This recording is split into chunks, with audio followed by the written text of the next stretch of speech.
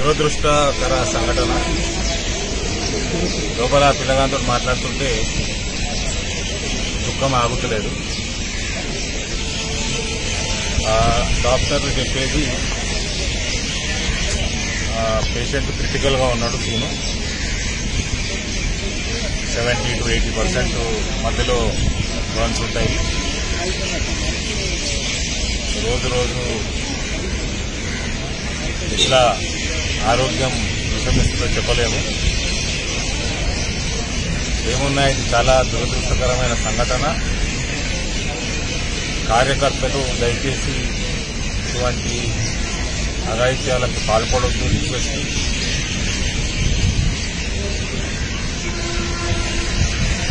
ఆ పిల్లగాడు మాట్లాడుకుంటూ బండి సంజయ్, అరవింద్ ఇటువంటి వాళ్ళకే ఈ రాష్ట్రంలో శాంతి భద్రతలు లేకపోతే పోలీసు వాళ్లే ఈ రకంగా దౌర్జన్యానికి దిగబడితే మాలాంటి కార్యకర్తల పరిస్థితి ఏంది అన్న బాధతో ఇవాళ ఆయన ఈ అఘాయిత్యానికి పాల్పడ్డారు. బండి సంజయ్ గారిని ఏ రకంగా అయితే ఫిజికల్ గా అసాల్ట్ చేసుకుంటూ అరెస్ట్ చేసి పోలీసులని తీసుకుపోయిండు. ఆ సంఘటన ఆయనని బాగా కలిసివేసింది.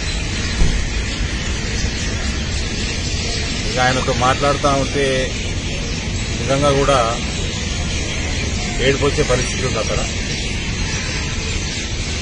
తర్వాత డాక్టర్లతో మాట్లాడితే బాగా క్రిటికల్ ఉంది case. We will do our best అని చెప్పడం జరిగింది. పార్టీ తరఫు నుంచి కూడా సంజయ్ గారు కూడా మాట్లాడడం జరిగింది. పూర్తి సహాయము నేను కూడా అందరము అందిస్తాము. Let us hope for the best. దేవుడిని ప్రార్థిస్తాం. బీజేపీ వాళ్ళు శాంతి భద్రతలకి విఘాతం కలిగించేందుకు కుట్ర చేస్తున్నారని చెప్పేసి మంచి KTR I don't want to comment in Yashoda Hospital on cheap fellows like KTR. He is a cheap person, human being and good for nothing politician.